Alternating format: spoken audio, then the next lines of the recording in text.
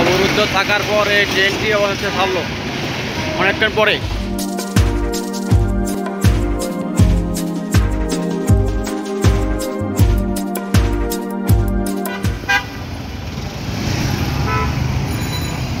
ছাত্রদের আন্দোলনের কারণে পুরো রাস্তা আজকে জ্যাম হয়ে আছে।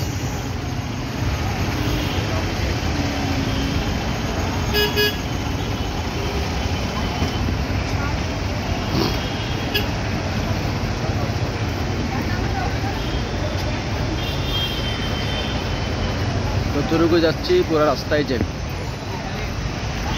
কোটা আন্দোলনের কারণে, কোটা বিরুদ্ধে আন্দোলনের কারণে পুরো দেশে উত্তাল। আপনারা দেখতেছেন পুরো ঢাকা শহর অসল। এটা হচ্ছে তেজগাঁও ৭ রাস্তা থেকে কারওয়ান বাজার পর্যন্ত পুরোটাই আজকে জ্যাম পড়ে আছে।